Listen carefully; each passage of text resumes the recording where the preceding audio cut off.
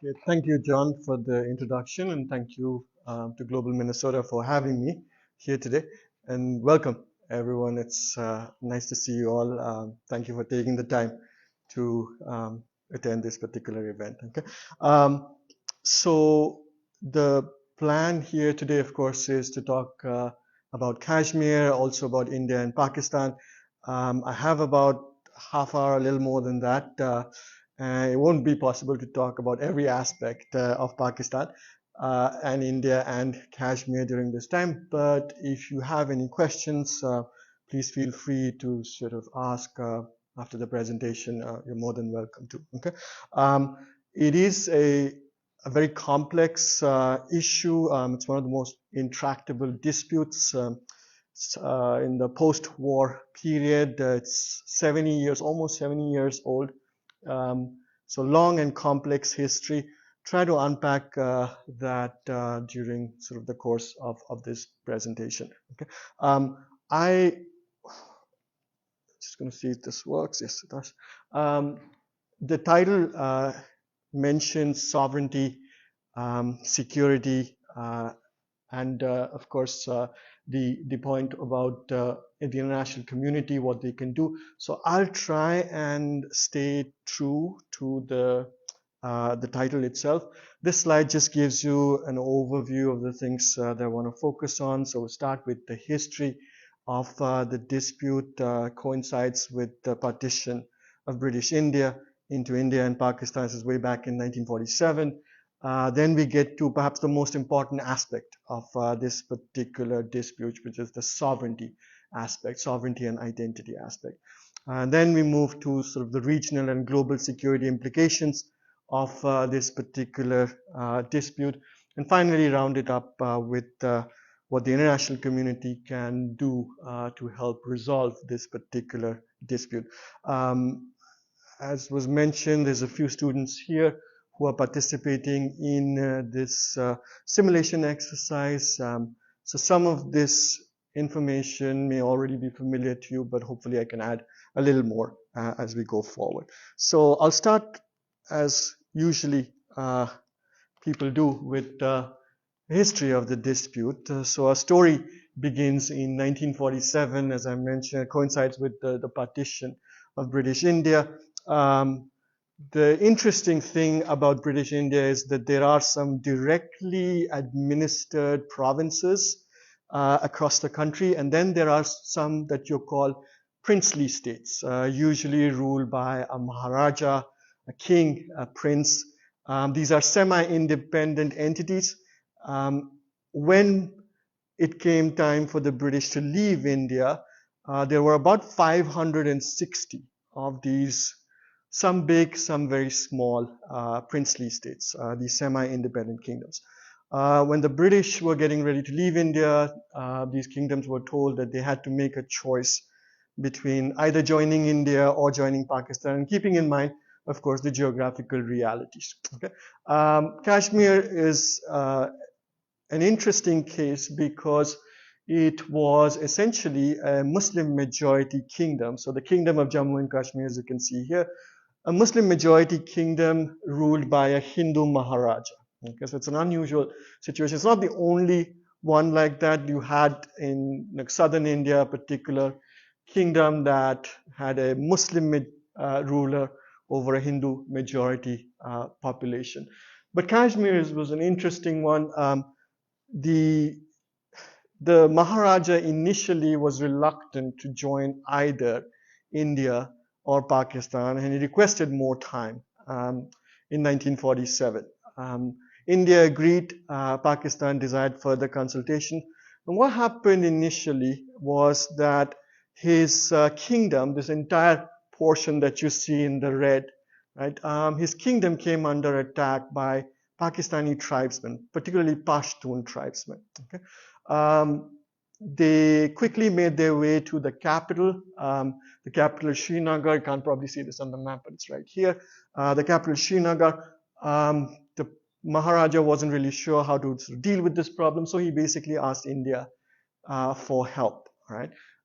India mentioned that, well, we can't really help you. The only circumstance under which it can help you is if you sign a treaty that essentially will join the kingdom of Jammu and Kashmir to the rest of India. Okay. Given that the Maharaja has very little choice, he decided to sign the treaty, and as soon as he signed the treaty, India at the time dispatched troops, and they were able to essentially stop the tribesmen around that same line that you see, that today is basically a de facto international border. It's called the line of control officially. It's almost a de facto international border. So that's what happened in the initial stages. Pakistan held on to the area that you see colored in the green, and India was able to hold on to the area. So that's 2/3 of the entire territory of Jammu and Kashmir. India referred the matter to the United Nations, 1948, January of 1948. There was already a war underway between India and Pakistan, but the war sort of was essentially a stalemate situation. Neither side was really able to make much progress in terms of the territory that they controlled. India referred the matter to the United Nations. The United Nations suggested a path forward. The path was basically demilitarization. Both India and Pakistan should withdraw their forces and then allow a referendum, a plebiscite, essentially. Right?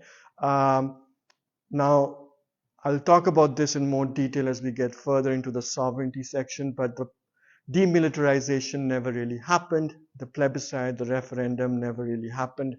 What happened essentially was India holding on to its portion, which it called Jammu and Kashmir, JK, as I've mentioned here, and Pakistan held on to its own portion, which was Azad Kashmir. Azad translated to free Kashmir, free Jammu and Kashmir, JK, right? And that's where essentially the story has been sitting for the past 70 years. Okay, there have been wars, at least 3 wars between India and Pakistan. Not all of them over Kashmir, but there have been wars and other conflicts. There's even been an insurgency, some groups that have essentially carried out an armed struggle against Indian rule in Jammu and Kashmir. But none of those have actually changed the situation on the ground. As I said, that line of control that you see, which was essentially crystallized in 1948, is where we are today. So nothing much has changed there. As I say, multiple settlement efforts have failed. The one thing I do want to point out here is this particular article, Article 370, at the time essentially described Jammu and Kashmir's relationship with India. It's an article that was there in the Indian constitution, and what it granted essentially was autonomy. Kashmir would have its own constitution, flag, and also many other sort of laws that it would not need to sort of have approval from the Indian Parliament. As far as India was concerned, it would take care of defense, foreign affairs, and communication. So Jammu and Kashmir was unlike any other state of India, right, in terms of the amount of autonomy that they had. This was believed to be necessary given the circumstances under which Kashmir was joining, or Jammu and Kashmir was joining India. Pakistan claims Jammu and Kashmir because it's a Muslim majority kingdom. India claims Jammu and Kashmir because of this fact that the Maharaja signed the treaty, and so that's their argument here. Now, maybe if I just step back a little bit, as far as the partition was concerned, the British mentioned that when it came to the provinces of India, all the Muslim majority provinces would be Pakistan. The Hindu majority provinces would be with India. Jammu and Kashmir is a different story because it's not really a province as such. And so for India, that was kind of the argument that they had made. This one, the sovereignty dimension, is the one I wanted to focus on because I think this really is the reason why the dispute has been so hard to resolve. So I've already talked to you about the rival claims. Pakistan claims the entire Jammu and Kashmir. India does the same thing. Of course, the situation is such that one has 2/3, the other has 1/3. I mentioned that India took the dispute to the United Nations. So this was in January of 1948. A war had already broken out between India and Pakistan, October of 1947, as soon as India had dispatched troops in response to the Maharaja's signing of this treaty of accession. What happened essentially is that India felt that it had a strong case when it came to Jammu and Kashmir. It saw basically Jammu and Kashmir as a territorial dispute. And it took the case to the UN, hoping that the United Nations would essentially tell the Pakistanis to withdraw. Right? It saw, as I said, the issue more as a territorial dispute. But the United Nations actually saw this more as a political dispute. The United Nations Security Council in particular began to look for ways to resolve these rival claims. Now, as far as India was concerned, the matter had already been settled. There's no reason for the United Nations to be wondering who should actually have Kashmir. And so from that point of time, so this is very early on, from that point of time, India basically lost all interest in having the United Nations resolve, because it never really wanted to go to the United Nations to decide like who should actually have Kashmir. Okay, 1948 to 53, we've had some individuals who actually led these mediation efforts, third-party mediation. General Andrew McNaughton was Chief of Defense Staff of Canada during the Second World War, and at the time he was the President of the United Nations Security Council. So he was tasked with trying to find a way to resolve the problem. He tried for a few months. You can see here the time that have been mentioned here. It didn't really succeed. Sir Owen Dixon. Sir Owen was an Australian diplomat, a jurist. Again, he suggested certain formula, and they all revolved around demilitarization. Both sides withdraw their troops and then have a referendum.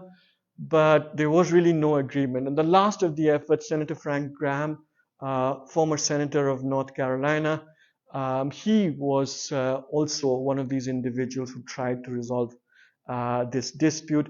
But by 1953, it wasn't really going anywhere. Right?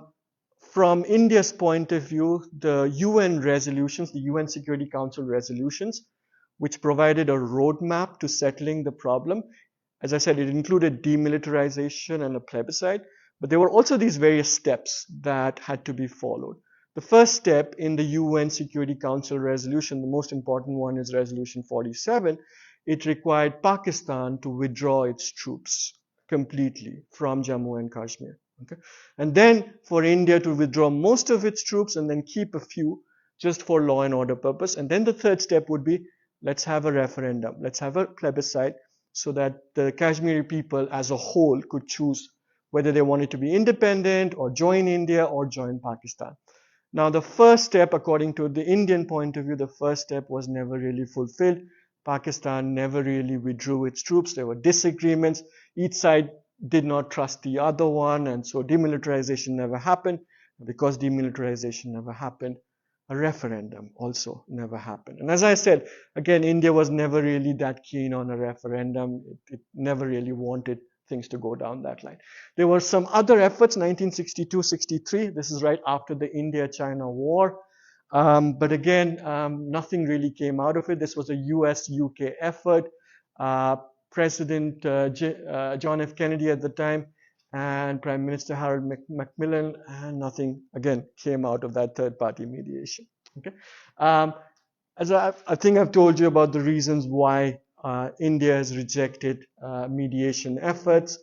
One, of course, is it never really intended the dispute to go down the line that the UN wanted it. The other thing I want you to understand is that India considers the Kashmir dispute to be settled. The fact is that the Maharaja signed the treaty, and then subsequently there have been many state assembly elections. So Jammu and Kashmir becomes a state. They have state assembly elections just like you have elections in Minnesota, and then you have federal level elections. And there have been people turning out to vote, and so India's claim is the fact that people actually come out to vote in Indian elections should be taken as a proxy that they accept being part of India. In the absence of a plebiscite, in the absence of a referendum, this is probably the only way that we can actually sort of decide this fact. Okay, so we have this kind of position that India has taken. It's an internal matter. The matter has already been settled since the Maharaja has signed the treaty, and the fact that you have these various state level elections. The third important thing with regard to mediation was around this period, 1950s and 60s, India's relations with Western countries deteriorated as its relations with the USSR, the Soviet Union at the time, improved. The fact of the matter is, when it came to the Security Council, the Western countries dominated, and India wasn't really sure that third-party mediation would actually be neutral. Okay, so that feeling that maybe this third-party mediation may not be appropriate was another reason why they decided we won't go down that line. By the 1960s, they had already sort of come to the conclusion that Kashmir's accession to India was irreversible. It was not going to change. Okay, so India has doubled down essentially on its claim when it comes to Jammu and Kashmir. On the Pakistani side, although there is this rhetoric of supporting for an independent Kashmiri state, the reality is somewhat different. Just like Jammu and Kashmir, there are local assemblies, elections.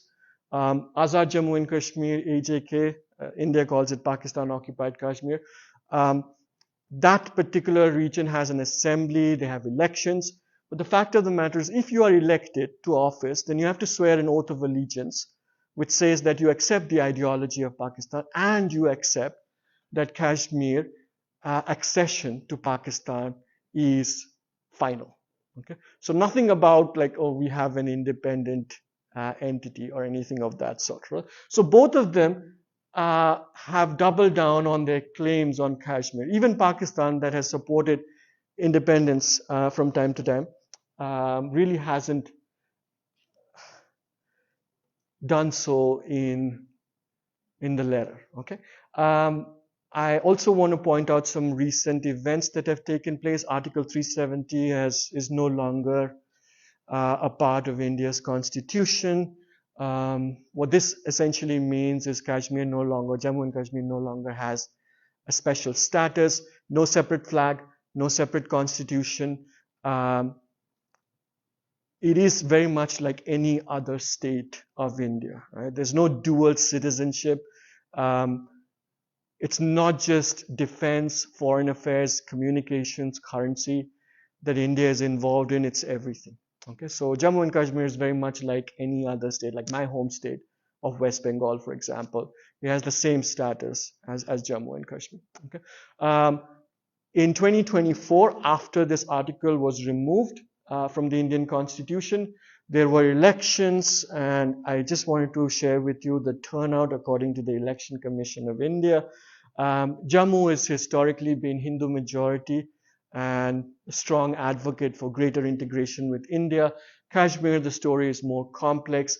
But again, if you look at the turnout, and this is the story every single time, that the Indian claim is the fact that you have a majority of Kashmiris turn out to vote should be taken as an indication that they accept. Okay, they trust the institutions of India, they trust the political system. Whether you agree with this or not is a different story, but this is sort of essentially what it is. First phase, second phase, third phase. In India, some elections happen over a multi-day period. They don't always take place in one time. The first phase, North Kashmir. Second phase, Central Kashmir, Srinagar, the capital city. And the third phase is South Kashmir. So 56% overall turnout. This is very similar to any other state of India. As I said, the idea is to basically consolidate sovereignty claims, no more talking about resolving the dispute. And right now, the official position of the Indian government is there is no dispute per se. The only thing, if we have to talk to Pakistan about, the only thing that we're going to talk to Pakistan about is terrorism, that emanates from their territory, and second of all, the portion of Kashmir that Pakistan controls, that needs to be given over to India. So that's the only thing that we are going to talk about. Okay? So as you can see, these are not like positions that will allow you to sort of move forward. Okay, in Pakistan, a similar story. Azad Jammu and Kashmir's autonomy has been eroded over a period of about 60 years. Initially, they had more autonomy, but given the conflict with India, the Pakistani government, the establishment has felt the need for greater integration. Okay. With the rest of Pakistan. So both sides of the border, Kashmiris have lost their autonomy, their special status that they had. Okay? So this is the big issue with regard to sovereignty. It's the one I wanted to focus on. The other one is perhaps something that you are all more familiar with.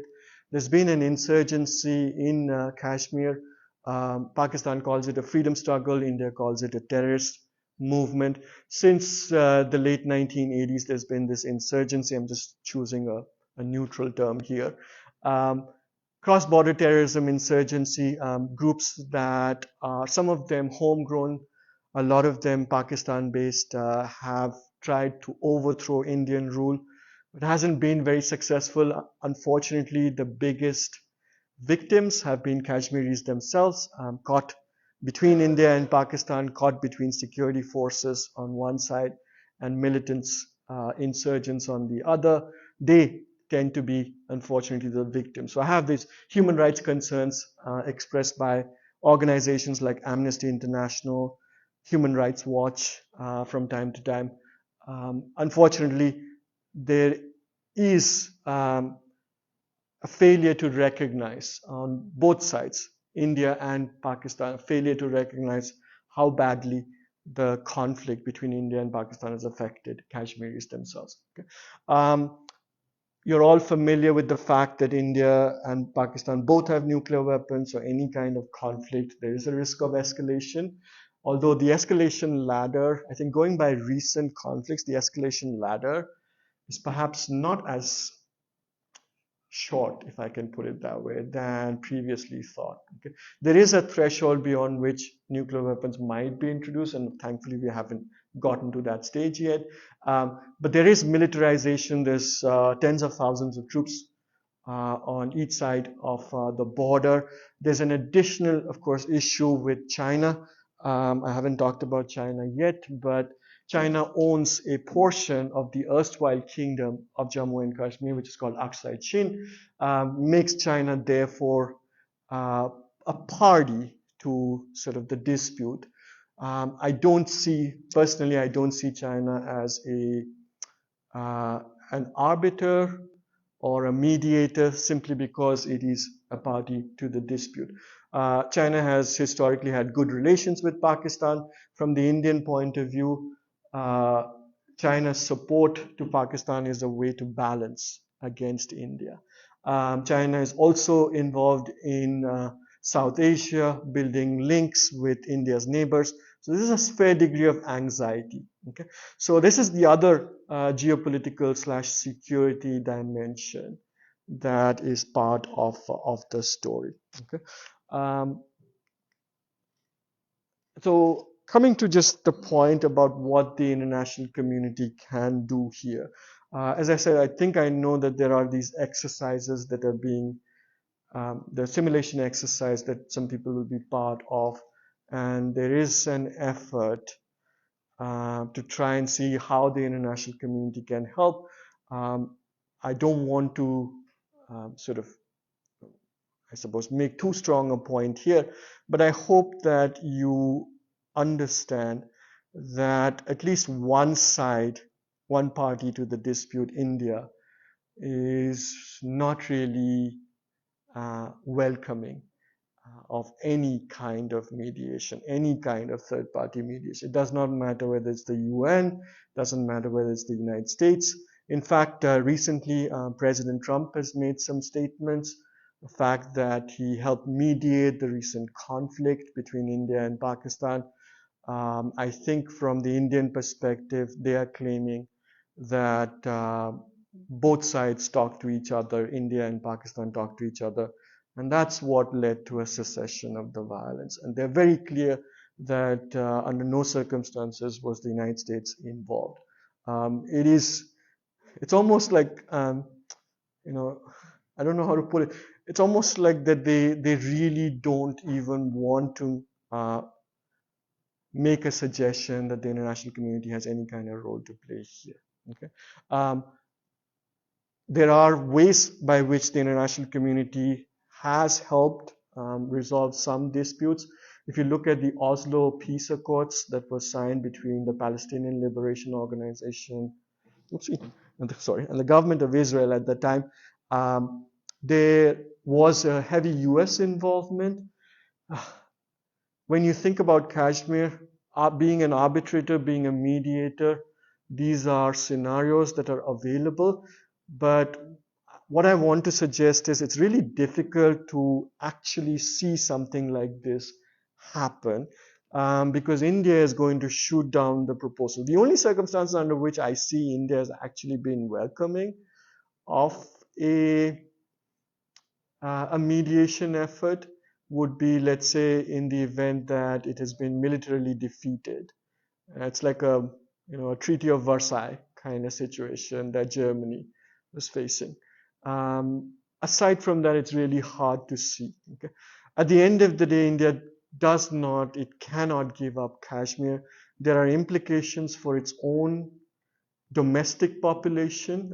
If it gives up Kashmir, there is a risk of a downturn in Hindu-Muslim relations within India. The Muslim population in the rest of India could face a backlash from the majority Hindus, so it can ill afford to sort of go down that line. There's also concerns that if Kashmir goes, so might some other parts of India where there have been secessionist movements as well. So it's setting a dangerous precedent. Okay? From Pakistan's point of view, the Kashmir issue is an issue that has a holdover from partition. Legally, Pakistan should have essentially control over Kashmir, but India has been the obstacle here. Pakistan feels that it has this legitimate claim. It points to the UN resolutions, but India has said that, at the end of the day, it's Pakistan that never withdrew its troops. So we never really got to having a referendum, a plebiscite. And then I've talked to you about how the Kashmiris have voted in local elections. I also want to sort of suggest that when it comes to India, initially it was focused on touting its secular credentials. Letting Kashmir go would be a blow to secularism in India. It would have been a blow back then. For India, it was a way to show that the Muslim population could survive, could thrive among a majority Hindu population. So each side has these claims to Kashmir. Pakistan is more open to mediation, but India has never been really open to mediation. So the one thing I can suggest here that the international community could possibly do is be an enabler when it comes to informal dialogue and communication. Okay, I don't see, so I have this kind of separation and barrier. Pakistan's Prime Minister, current Prime Minister Shahbaz Sharif on one side, India's Prime Minister Narendra Modi on the other. I don't see a picture in which, if you remember that picture with President Clinton sort of standing in the background and the Israeli Prime Minister Yitzhak Rabin and Yasser Arafat, PLO chief, are shaking hands. It's the Oslo Peace Accord. I don't see that happening. So I have these two separate pictures just to paint a contrast here. Being an enabler, being almost a facilitator perhaps is the best that we can expect under the circumstances. Just trying to be realistic here. The talks, if they do happen, should focus initially on terrorism and human rights, and it should include, of course, Kashmiris on both sides. I think the thorny issue of sovereignty, who owns it, who should own it, is best left to a later stage. Okay? This kind of dialogue and communication is also essential. I tell my students that international relations is not so much about solving problems, it's about managing problems so that they don't escalate into all-out war. And so that would be sort of the goal for the international community. If the international community can do that, then nothing better. So this is the suggestion. As I said, like, it may not go well with the simulation exercise that people are doing here. But I hope that this presentation helped you understand why the international community has a very limited role. Okay? To be honest with you, I don't think there are many countries out there that are talking about sovereignty for Jammu and Kashmir. I think most countries around the world are quite happy if India and Pakistan could settle the dispute peacefully. They are concerned about human rights situation within Kashmir, and they will sometimes criticize India's government, maybe privately, perhaps not publicly, but privately, for human rights abuses by their soldiers. But at the end of the day, I don't think anybody would support sovereignty for Kashmir. There may be one or two like Turkey and Azerbaijan, but I'm talking about the big players, let's say on the UN Security Council. None of them would support an independent Kashmir. It would be difficult to sort of make that country viable, sort of a landlocked country between India and Pakistan. Not really any resources to speak of, very dependent on the international community. It's in a very difficult part of the world. When you talk about Afghanistan, Pakistan might become another hotbed of extremist religious extremism. So it's not something that the international community actually welcomes. Right? So they are interested in India, Pakistan maintaining peace, but nothing beyond that. So they have, for the most part, focused on this particular thing: diplomacy, encouraging both sides to keep talking to each other, sometimes back-channel talks. In recent times, the United Arab Emirates actually has provided a platform where India and Pakistan can engage with each other. Unfortunately, those talks don't really go anywhere. Why? Because there's one or the other terrorist attack that happens, or there is a doubling down, as I said, like, well, Kashmir belongs to us, it doesn't belong to you, and then the talks kind of fall apart. Okay, but so we live essentially in this zone between escalation and coexistence. I think the international community at best, and also India and Pakistan at best, can hope more for coexistence as opposed to trying to resolve the problem, agree to disagree with each other. I know it's hard, and it of course leaves the Kashmiris on both sides in a limbo, which is the worst sort of part of it. And I hate to be sort of pessimistic about this scenario, but it is really hard to sort of think of a future where, or something in the near future, where both sides get together and find a way forward. Maybe this simulation exercise might provide some guidelines with regard to that. But at the end of the day, India and Pakistan have to sit down and talk and start with sort of low-hanging fruits and then get to the point about talking about sovereignty. It can be done, but at present, the situation is such that it's very difficult to achieve. Okay? So I mentioned that that it is one of the intractable issues, and I hope that the presentation helped you understand a little bit why it is so difficult to resolve. The blame lies on both sides, India as well as Pakistan. Neither side wants to sort of climb down. It's very hard to do so. No elected government in India could ever sort of get into talks with Pakistan wherein, a portion of India would essentially be given over to someone else. And from Pakistan's point of view, it's really hard also to think of them as compromising, to say, after these many years, to say, fine, you keep your portion of Kashmir, we keep our portion of Kashmir. It's really hard politically. It's hard to see that kind of thing happening. So domestic opposition, more than anything else, perhaps, is the issue here. So I'll leave it at that.